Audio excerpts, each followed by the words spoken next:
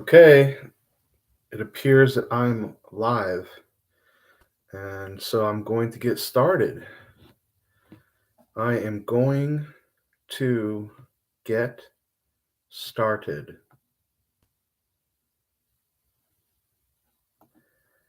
I'm going to get started.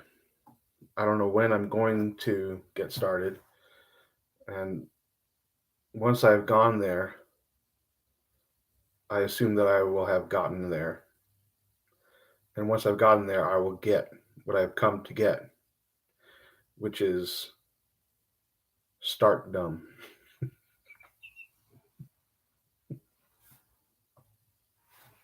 Something we're all after at the end of the day.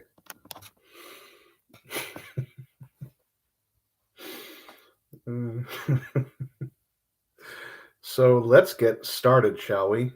Now I say let's, but really I can't say that. Oh, I just got a viewer just when I said that. That's funny. Um, so here we are, starting. It's begun.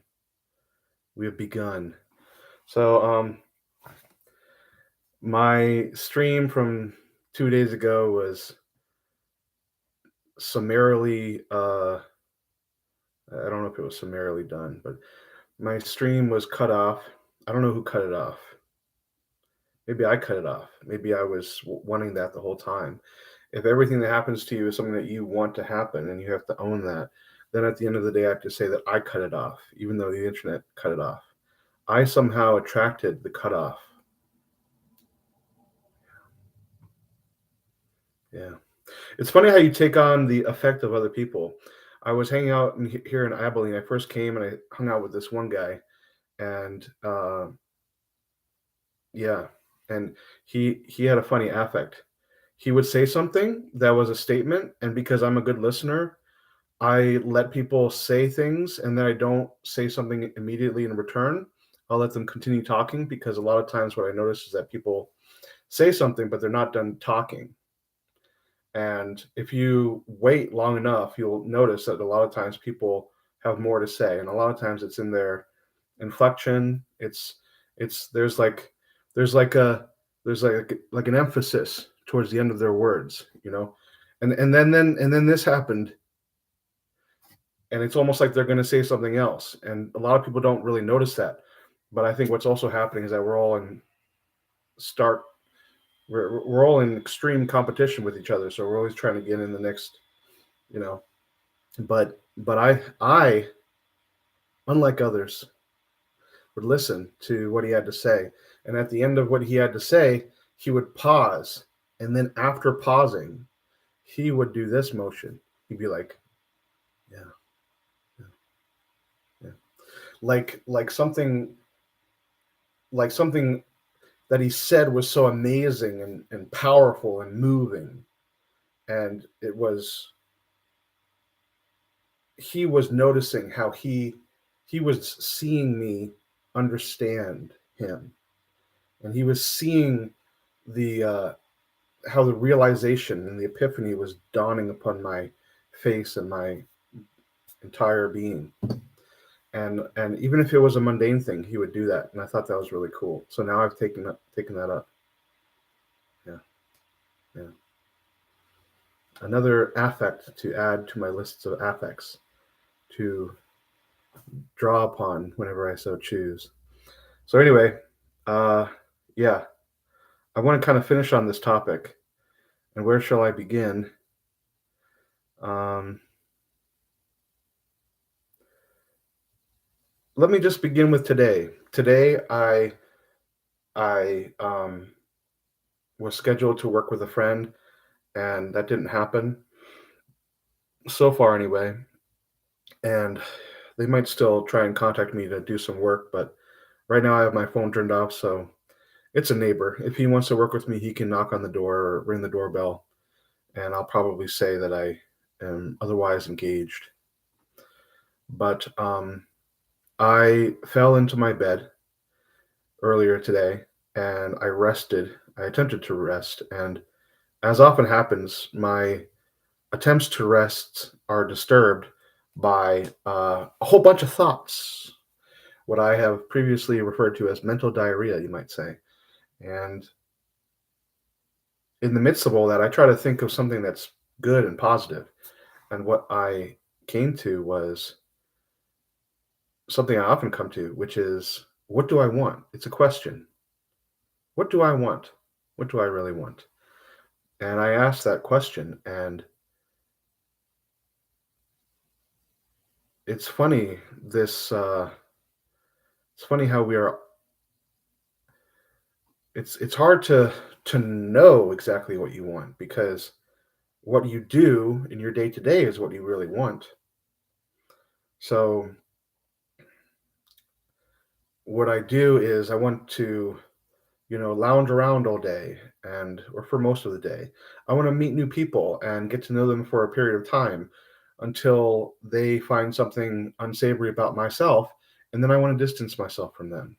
Or I notice them getting upset with me, or I notice myself becoming upset with them, and then I want to distance myself from them. And I want to fantasize about women and look at women and think of different women and different situations that I can have where I'm with a woman. And I want to fantasize about having a sense of power. I want to engage in delusions of grandeur. And I want to have a lot of money because I believe somehow that will allow me to be happy in some way. And I noticed that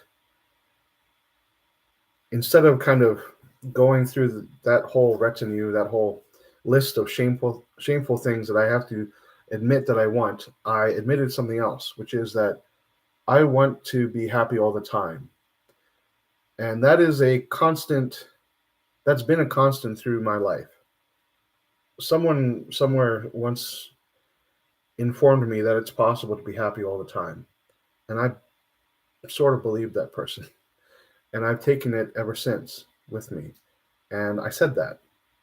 And it felt right. I didn't feel like I was lying. A lot of times I'll speak and I will second guess what I had to say and triple and quadruple and so on guess what I had to say. But I think I was telling the truth when I said that. And then I said another thing which was very interesting, which brought tears to my eyes, which is that I want to I want to do everything within your rules, God. I said that. I said I want to do everything within your rules. I know you got all these rules. I know apparently, you're the creator of all things, and I want to do everything in your rules because you're the boss. It's funny because it's the it's the attitude I often have when I go to work. I'm like, whoever's the boss, I got to do what they have to say, until they want me to do something that I don't want to do, and then I get really upset. But generally, I'm a fairly I would say generally, I would say I'm I think I'm more conciliatory and helpful than most workers, and I think that's why I have typically a good relationship with the bosses that I've had. Now, you could also say that I'm an ass kicker, and I think there's some truth to that too. But I think people that don't do as well have also called me an ass kicker when they're just kind of jealous and mad that what I've done brings something out in them and brings some attention to what they're doing. But I said that, and I really felt that. And it's funny in saying that I felt this truth about myself where I actually have some desire to do the right thing, which I often question because if I look at my life and the way that it's turned out, I everything is going to shit in my opinion. Everything is getting really bad. Now that could all just be in my head. And I've been here many times, but that's what it feels like. That's what it looks like. And I feel like I've aged more in the last year and a half than ever before. And I just did like an hour and a half of work, and like after 30 minutes, I started feeling my back, which isn't something I've done. I That's not something that would happen early on. But yeah, seems like everything is becoming bad. But it was interesting. That was an interesting moment that I experienced earlier today, and I don't know if there's anything more to say about that. I'll just continue with the other topics that I wanted to talk about. I saw Puss in Boots the other day, The Last Wish. It is a sequel to the first Puss in Boots, which is a character from Nursery Rhyme, and he was also a character from the movies, the movie series Shrek, and they made a film with him, and then they made this second film with him, and it's beautifully done. It's really really well done. I don't rave about movies that often, but I heard a lot of good things about this movie from a lot of different people, and I thought I really have to see this. I saw some of the animation associated with it, and I was really struck by it, and it didn't disappoint. So if you're an animation aficionado, you're gonna like it. But also the plot, the story, is very, very, very good. Very, very good. I think it has a powerful message, and um, in addition to just recommending it to you, I want to talk a bit about one part of the film where the main character, our illustrious hero, Puss in Boots, deals with the emotion of terror and the uh, the way the movie describes that experience that the character has through showing, you know, what it's like to experience it is very profound and very well done, in my opinion. So, if you want to kind of acquaint yourself with what terror looks like, what it might feel like, because we're all going to have to go through it at some point if we want to have a more fulfilled life, if we want to go after our passions instead of just living by our fears.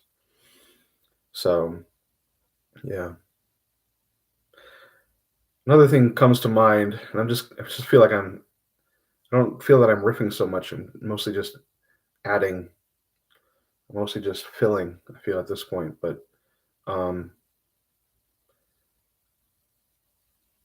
AJ talks about in one of the Divine Truth seminars how he would feel his terror and he would be locked into like a position for sometimes an hour or more. Um, and I'm sure often much less, but I think the experience of terror can lock you in a position.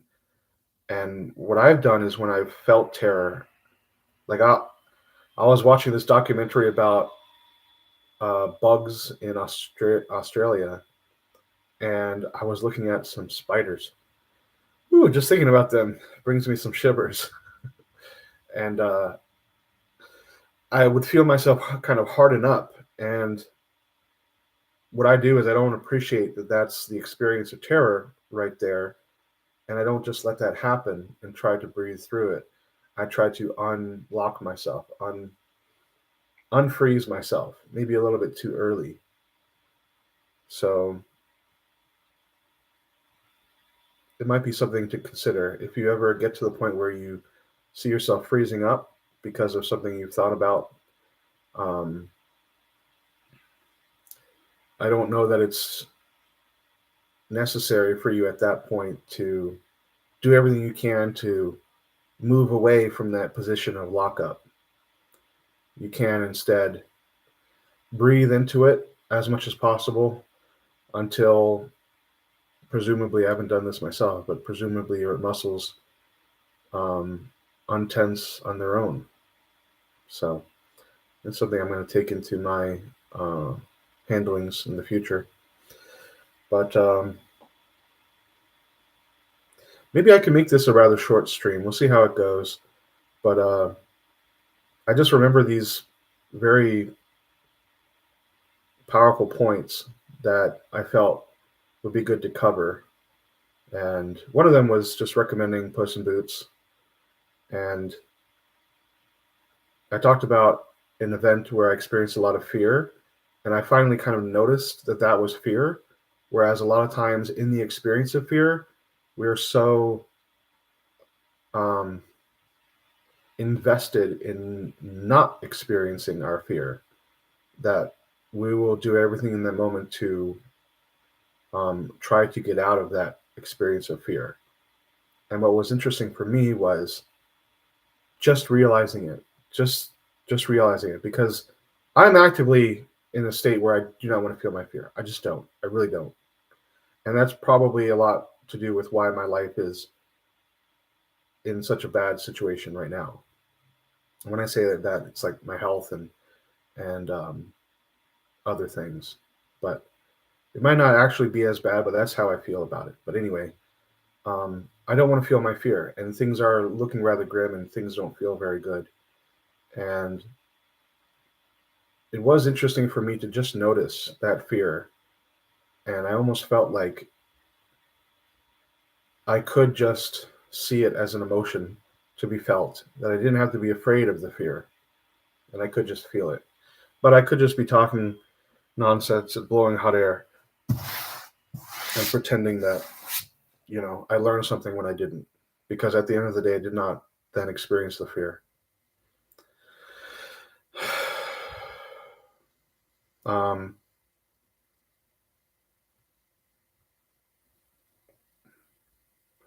but I talked about that, and it had to do with this issue of pedophilia. I don't think I have any housemates in the house right now, so I think I'm good. But if I'm not, they're gonna come over and attack me and kill me on camera, and that's fine. But so I fear. But yes, I've thought that it's important for me to tell everybody, maybe, to that I'm a pedophile as I meet them, because if I don't tell them, then they won't have the opportunity to disengage from me. There may be a few that decide to engage with me, but maybe a lot of them won't engage with me. They'll, as the song goes, they won't want to touch me from with a 10-foot pole. Um, and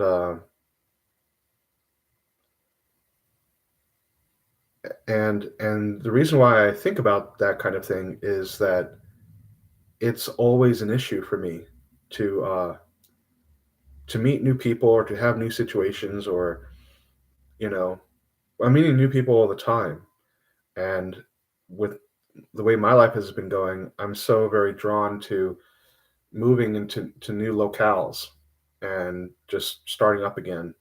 I guess I'd have to say for sure that that's a habit. It's a life habit that I have, starting back up again somewhere new.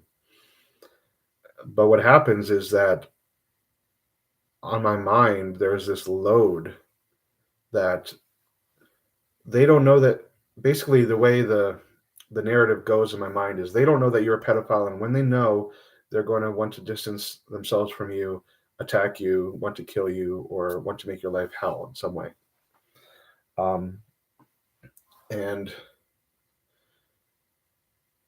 that's what came up recently with my landlord, where I saw a listing and I thought that he was kicking me out because he put this listing on a public website, but it's actually another the other housemate that is leaving, and they just so happen to be leaving at the same time that I have my rent paid up until. And so I confused that for myself. But really, it was this event that occurred, and I found the dynamics of the event very interesting because you're what it tells you is that your fear is going to be triggered whether um, it's a real and immediate danger or not. And that could be that, like let's say you're uh, walking on a trail in the wilderness and you see someone up ahead also walking on the trail, and you hear this, stampeding, you know, through the trees, and there's a Sasquatch. We've all been there, and the Sasquatch is looking at you, so you think they're coming for you to kill you, right? We've all had that fear, and they make a hard right and they go for the other guy, and they kill him. Okay, so there is an obvious example that we've all experienced, and you thought that that was you, but it wasn't you. You're able to run away, and even though Sasquatches are known to be very fast, and they can easily chase you down and overpower you, you actually somehow in that example are able to make yourself away, make away with yourself, make do with yourself away. Yeah, yeah. So in this most recent fear event, I thought that it had to do with me, but it had to do with something else. In fact, no one was to no one was under attack or anything like that. So it was all imagined. But I asked myself this question, and I guess what I've decided is that it's wrong to do this, to tell everybody that I'm a pedophile upon meeting them, because it's kind of a weird thing to say. It's not relevant to the meeting, and um, it's not the kind. It's not societally acceptable in the sense that people didn't necessarily ask you for that. So it's kind of like if I were to say one thing about me, which is pretty universally condemned, um, then why not say another bad thing that's also condemned about myself? So really what I could do is I could say, hey, my name is Theo. I'm a misogynist. I'm addicted to porn. I have wandering eyes for ladies. Um, I'm a bigot. I'm a racist. Did I say I'm a misogynist? And I'm a pedophile. And all of those are true. So, yeah,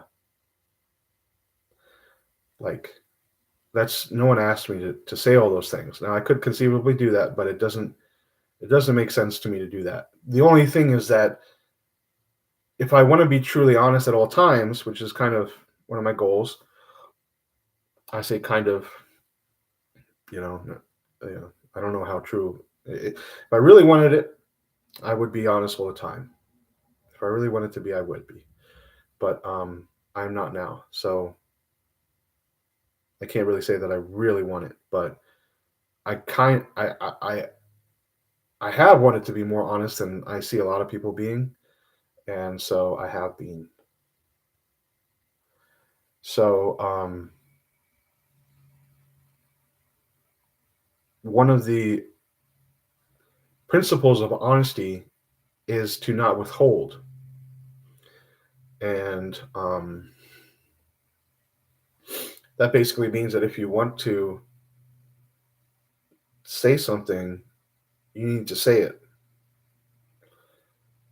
So if you are talking to someone you're attracted to, and you just feel like saying, "Listen, I'm just so attracted to you right now," then you should say that because that's what's on your heart at that moment. But I think there's some ethics that are involved with that, and I'll explain what I mean. Um, when you say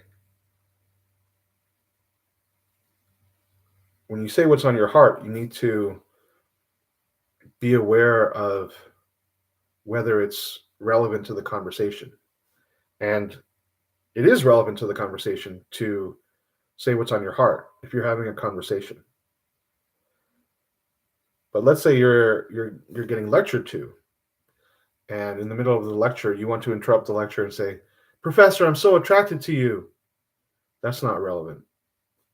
That's not warranted. That's not part of the implicit um, purpose of the event. You could go around interrupting all kinds of lectures with your desire to say something, but it's not part of the purpose of the interaction there. So I think that needs to be respected. But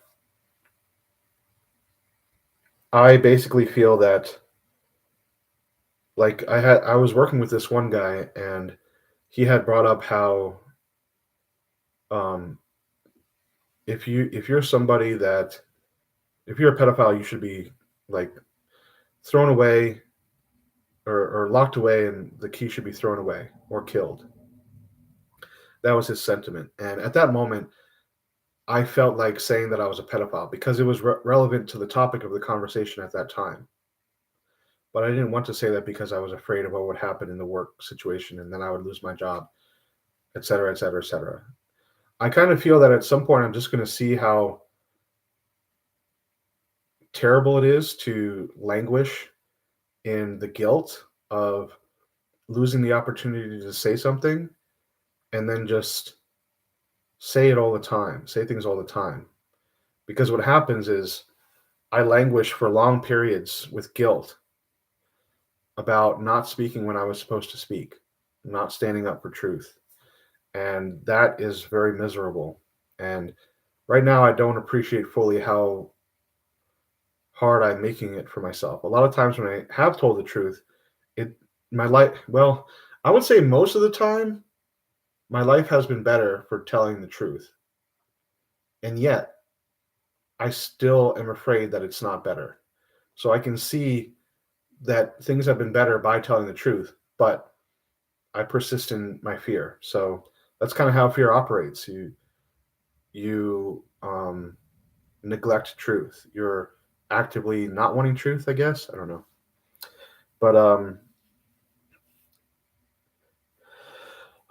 I guess to wrap up this particular topic, I'll just kind of um, conclude everything I just said and try to wrap it up in a neat bow here. So basically, to avert a situation where like I'm afraid that my landlord discovered that I'm a pedophile and is kicking me out, and to avoid all the fear that I felt, and just the wrenching, the teeth gnawing or teeth clenching nature of that, and all of that, I could just tell the truth up front.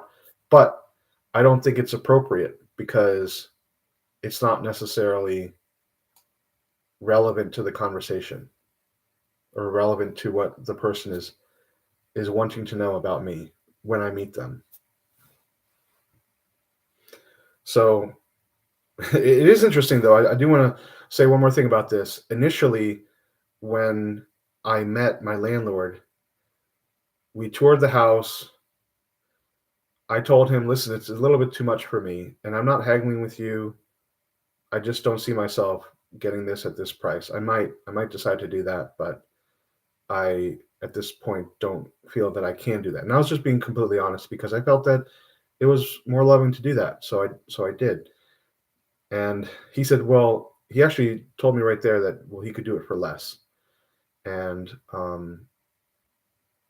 we talked we decided on that, and then we talked a little further and we exchanged some communications, and then finally I took the room.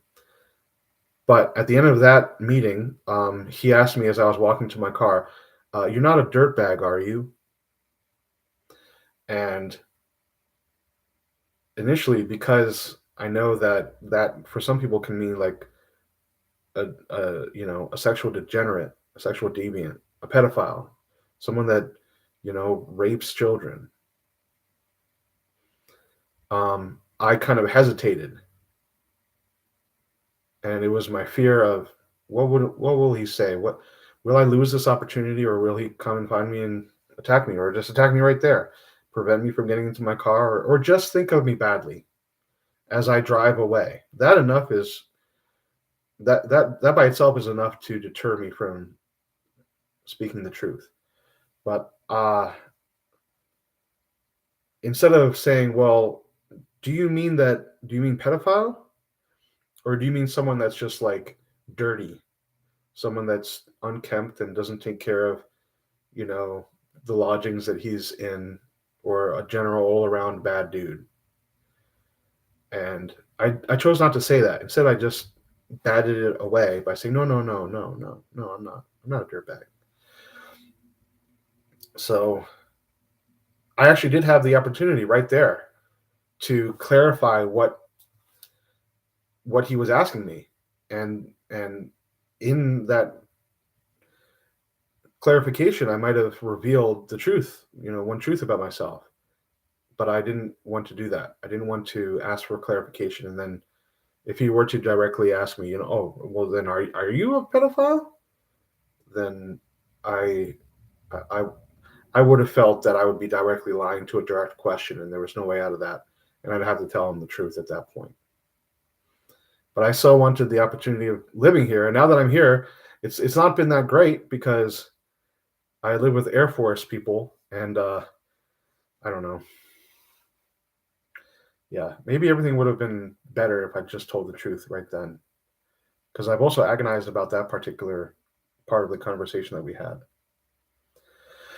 So what am I telling you? I'm just talking to you about my adventures in telling the truth. And you might think to yourself, well, that's a bunch of crap, Theo. I'm not interested in any of that. And listen, I get you. If you don't want to listen to this, like uh, I've thought of starting, in the first stream that I did, I might go back and retitle it Stream One.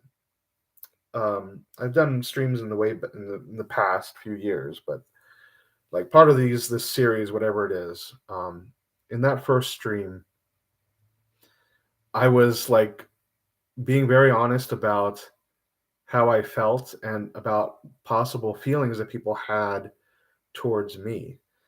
And that was very refreshing, and it allowed me to be more open and honest because I was like actively reacting to projections that I have from people, whether they're from spirits around me or whether they're from the future, people watching the video, because I don't think anyone had really joined me for that stream while I was doing it. Or just the fear that's inside of me about how people will react to me. I was being honest about, oh, no one's going to want to watch this. This isn't going to be interesting to people. And I started saying that. And then I started feeling it as I was saying it. And that was really refreshing. And I almost want to do that every time because it's very, yeah, it's I don't know, it like pops this big balloon of hot air or whatever. Like, I'm not exactly sure where I was going with that, but just like, yeah. I guess I feel that a lot of people are not going to be interested in what I have to say. And that's fine. Like let me just say before I go on any further, this is not very powerful, earth-shattering, earth-shaking stuff. If you want powerful stuff that's going to really, really, really get you going, get you into your anger, and get you into questioning some beliefs you've had your whole life, and not that that's not happening all the time, it is. But if you really want some powerful, riveting information, go to the Divine Truth material. Look into some conspiracy theories. I don't feel like that's particularly helpful. I think everything spiritual is going to be ultimately the more helpful. All the big spiritual truths are really ultimately going to be what helps further you along in your life. But, find something else that's kind of earth-shattering, because this isn't going to be earth-shattering. I think it is earth-shattering for what it's worth to a certain degree. And, sharing what I deal with and what I go through is important to some degree, but it's by no means the most important or the most powerful. And if you never watch me again, then, and if you kind of like discount what I'm saying or what I offer, I kind of respect that. I I respect that, but I also will probably be mad at you and be jealous of you at a certain point, at some point in the sequence of time, because I'm a vengeful, spiteful goblin in many ways. So just know that. But there's a silver lining, which is I'm going to respect you actually going for good things. I'm not really going for very much right now. I'm just kind of, vegetating in this online nonsense world, talking about my life. It's something that I want to do. Um, you know, I, I can't stop myself from doing that right now. So it's probably an addiction. There's another disclaimer. This is probably all an addiction. And by the fact that it's a long period of time where I'm talking, just talking, talking, talking, only makes it more obvious that it's an addiction. So, and if you're listening to someone talk about, yeah, so here I'm just talking about talking. So I don't want to do that. So let's continue and try to make a fine point with some of these other topics that I wanted to get to. So yeah, let's all do a stretch, or just me. Whatever you're doing, maybe you can't do a stretch. Oh, or you don't believe you can do a stretch. Maybe you should just do a stretch anyway, even when people look at you funny, and they can all, whatever, you know. You can look at those people looking at you. You can be like, I'm going to give you one of these. That's another affect that I borrowed from the person I stayed with for a little while before when I first moved to Abilene. I was like, he would do this to me, and I'm like, okay, I can do that back to you, Mister So and So, whose name I'm not going to reveal to the internet. I'm going to give you one of these. I'd often tell that to him. He'd say something, and to be funny, I'd be like, I'm going to give you one of these, and then I'd proceed to give him one of those. So anyway, you could do that. It's just an option. It might be a little violent. It's not a pointy finger. That's extremely violent, but it's violent in its own way. I don't see AJ doing that much. Stop. Stop. He doesn't do that. So yeah, it might be a little violent. Anyway, let's continue to another topic. So I successfully finished that topic. Let's talk about choices. So I live with some Air Force people, and they work at the nearby Abilene Air Force Base. And I've talked a lot about the military in my time on YouTube, and I think I've given a false impression that I actually am very against the military and very against violence. But I've since come around to the notion that I am actually extremely violent, and it does no one any. It is no good telling people to reconsider their feelings on the military if I haven't truly reconsidered my feelings on the military. At the end of the day, I live in a very powerful nation, ostensibly the most powerful nation in the world, the United States of America. We have the largest military in the world, and we use our military might to um, uh, maintain Western hegemony, which is basically allow people in Western societies to continue raping the world of its resources for their own benefit. That's what Western. That is the Western. Uh, that is. Those are Western principles. That is what we believe here in the West. That we must go around raping the world in order to have cheap cookies to eat. And now I know you might say, "No, Theo, we have this whole framework of human rights, and we have like Da Vinci and the Mona Lisa, and we have like Michelangelo. He's from the West. It's like Greece or something. So we have the Count of Monte Cristo by Alexandre Dumas, And we have The Count of Notre Dame by someone who I can't remember his name, but I know it starts with a V. And we have other noted literary and scholarly and enlightenment works that I can present to you that are, in fact, the you know the marvels of Western culture, the marvels of the Western cultural canon that would allow us to declare something beautiful that must be protected. And yet I tell you, you tell me, Thea, that we're all about raping the world. Well, I think that is what's actually going on. We're raping the world. And I think that's what's going on because that's what AJ is saying. AJ has said. And so, yeah, I have to ask myself how I am, much like I am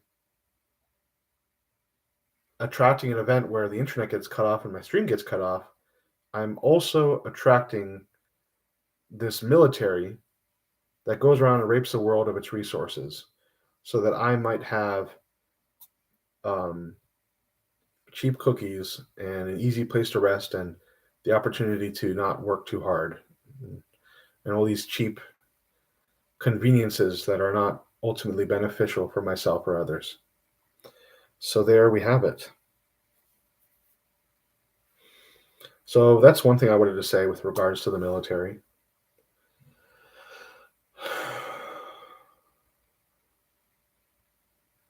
Although I may deny it, I, in my own way, have fabricated and upheld this horrible institution that is extremely violent and unloving. So there. But what does this have to do with choices? I want to talk about choices. The other night, I was. It was the other. It was actually before watching Puss in Boots. That's interesting. I was having one of my other daytime nap sessions where I couldn't ultimately sleep because of the mental diarrhea. And what ended up happening was I started thinking about a situation where somebody walks through the door and says, "Theo, here's this gun that I have. I have this gun, and I'm going to kill you with this gun if if you don't do such and such. If you don't vacuum your room." No, that's not good. That's a positive, constructive thing. If you don't,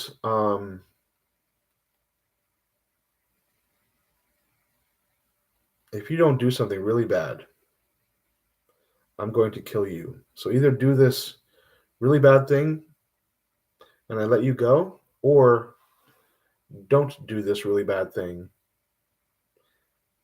and then I kill you. And we often think about this. We think about these situations.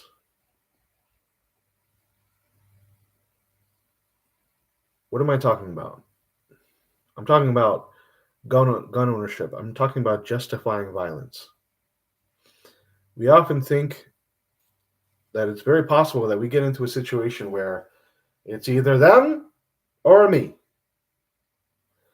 And there's always this line that we have to draw because I'm fairly certain, I'm fervent in my assertion, my understanding that we're drawing these lines all the time.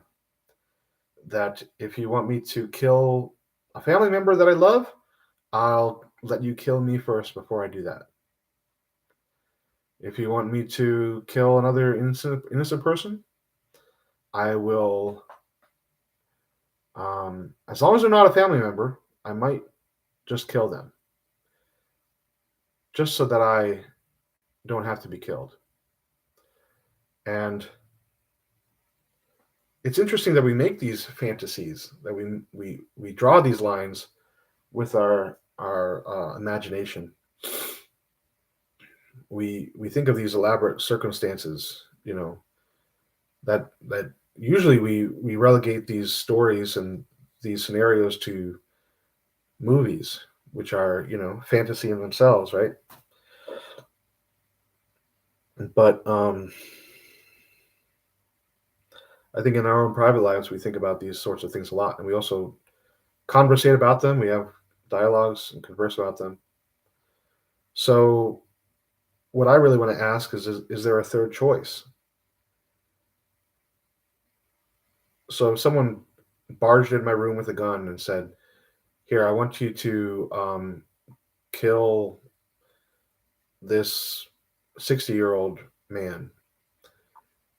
He's sad, he's tired, he's alone, and he's not going to live much longer because he has lupus or whatever. So kill him and I'll let you go free. Or don't. And then you're going to die by my hand."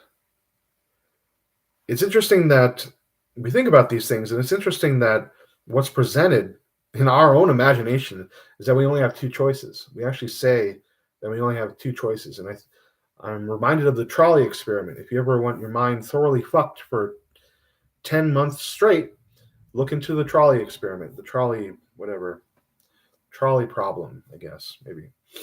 So,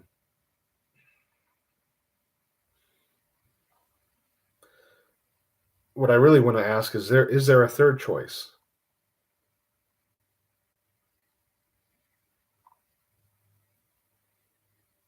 I would be clever in such a situation. What I was imagining was I don't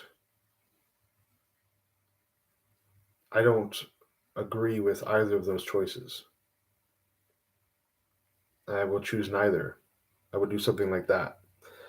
Um, and I think initially the person would be kind of shocked, at least in my fantasy, shocked to hear that. And that might buy me some time. So that could change the fates and their crafting to allow me some more time, and things might turn out differently. So it's interesting to me also, like, this is a big discussion, and I don't think I'm going to positively do it justice. Someone that's more, you know, versed in this area would have more to say. Would be able to do this topic justice. But instead of the two choices, why not a third choice? There's always a third choice. I guess I just want to remind people at the end of the day that there's never just the two choices. There's always the third choice. And there's that common, refrain. The United States of America does not negotiate with terrorists. Um, and I would like to borrow that refrain, except that I think there's not much that I admire about the United States. Perhaps I should admire things more, but um, I wouldn't use that lingo. I wouldn't say I'm not going to listen to you because I don't negotiate with you, a terrorist. Much like the United States, much like the United States, will not negotiate with you, a terrorists. So,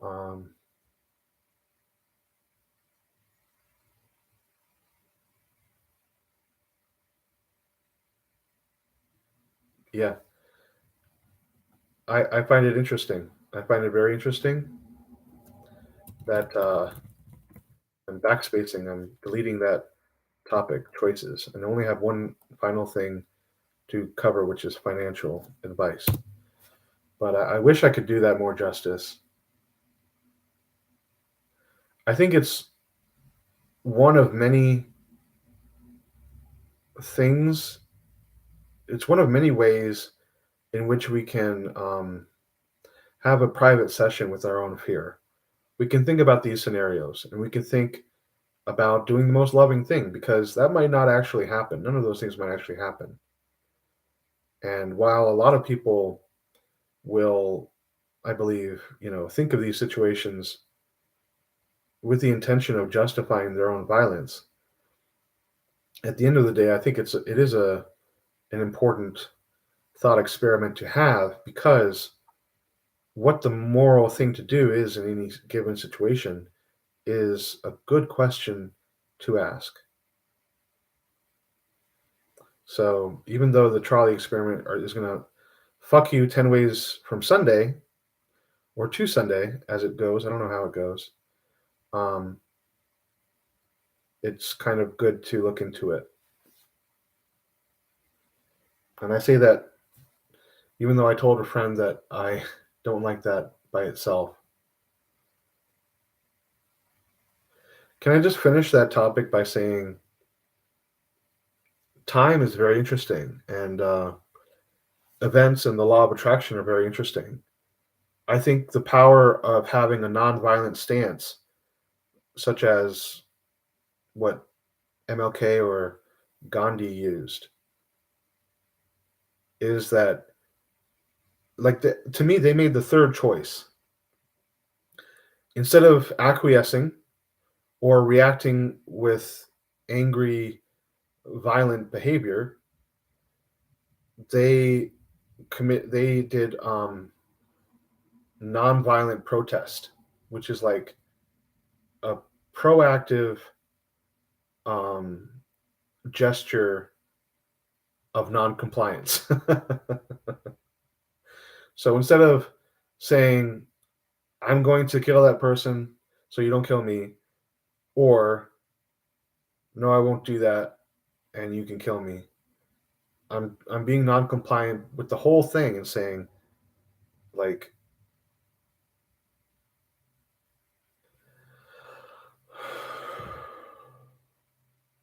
I'm being non-compliant with the whole arrangement and saying, I don't allow you to control what I do. I'm not even agreeing with the premise. I'm not even agreeing with the premise of what you're saying, which is that I have two choices. You can't ever tell me that I only have one of two choices. I don't. It's like come to my church and eat these wafers. That's the flesh of a man that died 2,000 years ago. And then drink this wine. That's the blood of a man that died 2,000 years ago. And in so doing, you will be cleared of your sins somehow. And let me tell you, before I have you do that, just so I can indoctrinate you, um, the guy that I'm asking you to eat of his body, that guy, he's and drink his blood. He he was a really good dude, and he wanted you to do this. He gave himself as a sacrifice. You don't have to do that. It's just only one guy who ever came to Earth ever that ever existed had to do that, and it's not you. So be grateful for that. Yeah, yeah. Um. Oh, and he's not a man at all. He's a god. So put that in your smoke and pipe it. Um. So now give me money regularly and attend church service and agree to, a very long series of arbitrary rules that don't make a lot of sense. And yeah, now you're Catholic, you know. So first you indoctrinate someone, and then you can take their money, and then you can take advantage of them and power from them and leech off of them. So that's what's happening when that person busts through that door in my imagination, a scenario I've conjured up, and they present me with two choices. What they've really done is they've attempted to indoctrinate me into thinking I only have two choices and then saying you must choose one of the two. Well, I think Indiana Jones and the Last Crucible or whatever, the Last Crusade or the Last Excalibur or the Holy Grail of the Leprechauns of the Harim LaBeouf, one of those titles, the Count of Monte Cristo,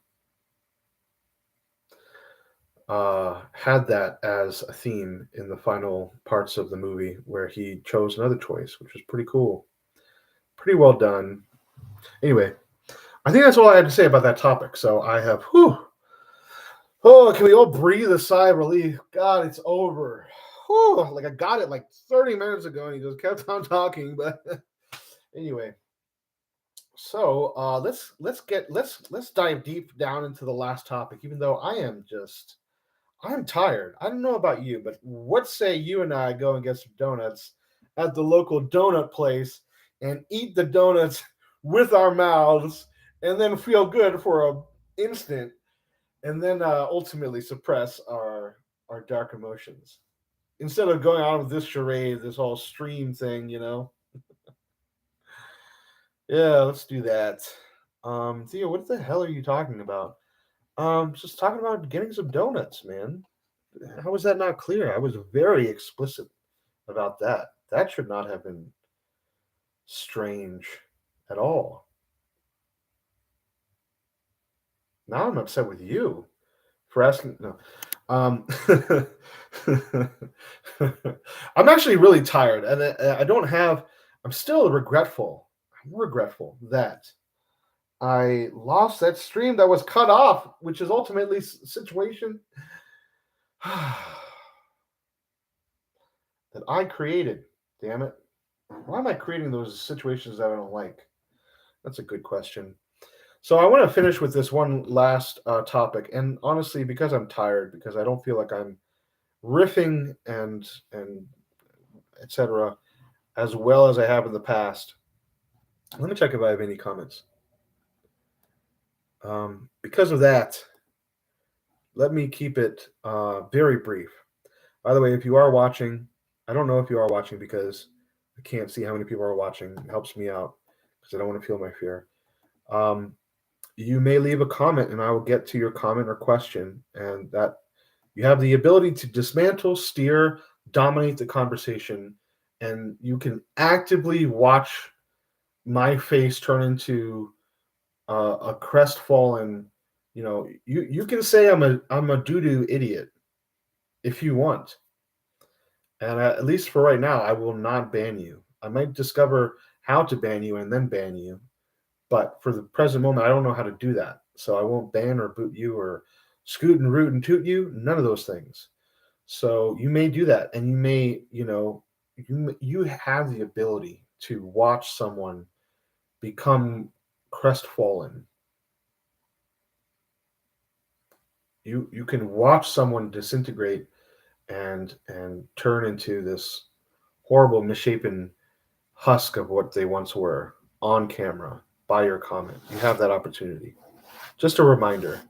So anyway, we'll get to that. Right now I'm on another screen, so I can't see any comments. But if you do comment, I will look at it once I'm done with this topic and before I finish the stream. So here we go.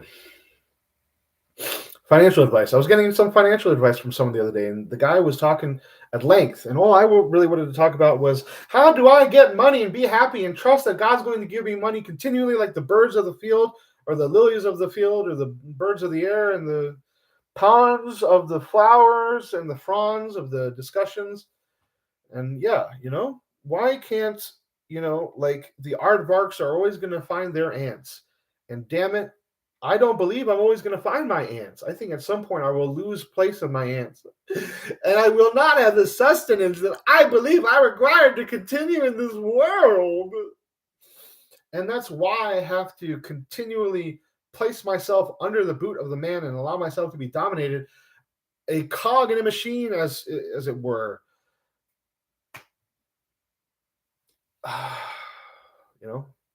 I'm trying to sound like really smart, but I'm not. It's not. It didn't come out as smart.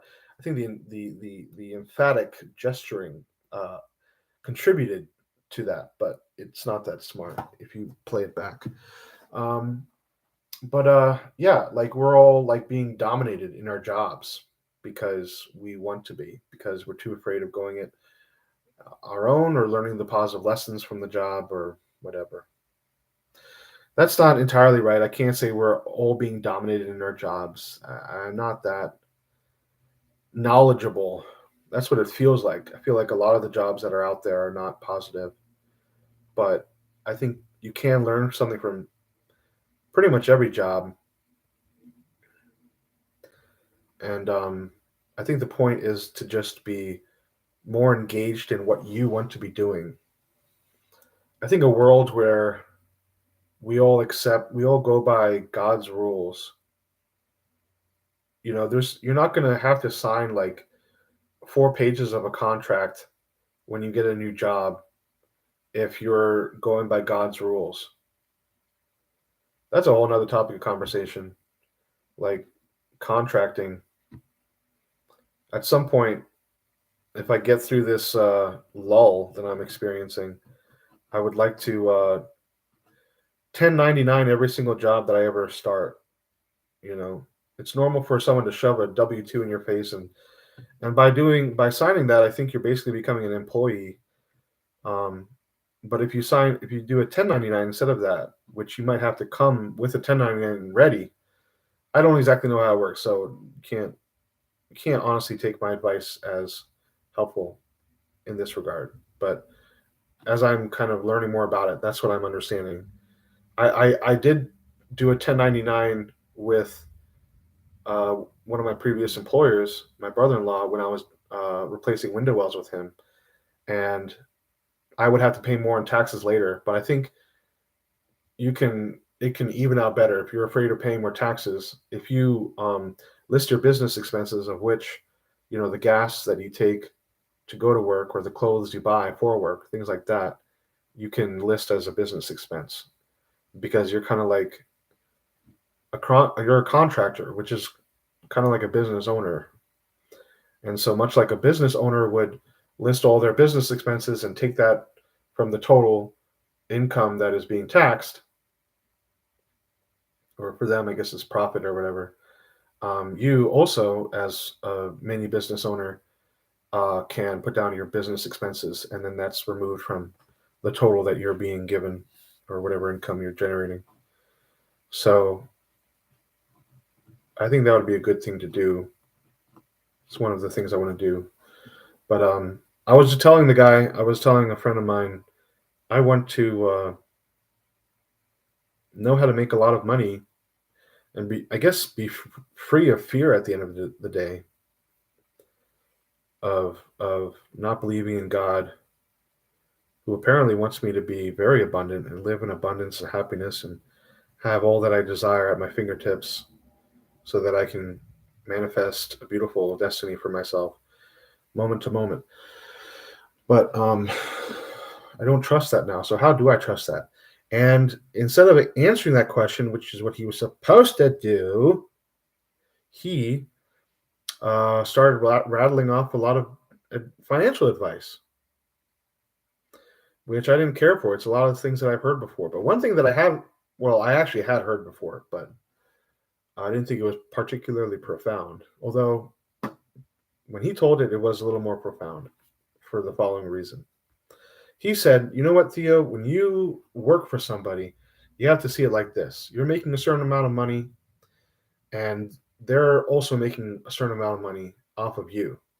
And if they're not making enough money off of what you're doing, then it's not in their interest to um, hire you for the job that you're performing."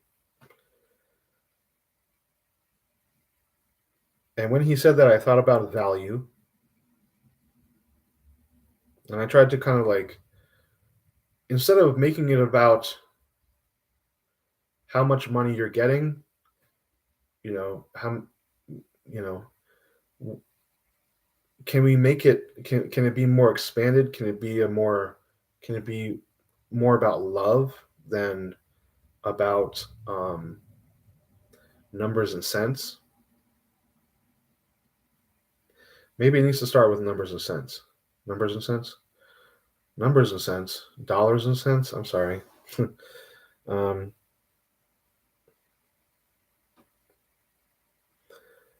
but that was my question. And that's about it. That's all I really wanted to say. All I really wanted to say is whenever you get some kind of financial advice, is there a way that you can turn it into something? You can turn it into like a question about love. Does that make any sense?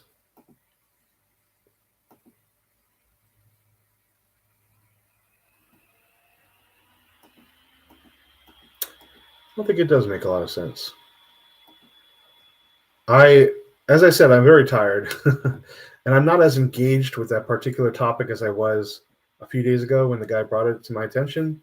When I had this conversation with the guy, right now I'm just like tired and flummoxed, and I want to get a donut, kind of. So I'm really just gonna leave it there. Okay, I'm gonna check the chat. There's no chat. There's no comments, so that's fine. And that means I can end the stream now. And with my usual, what does a plum mean?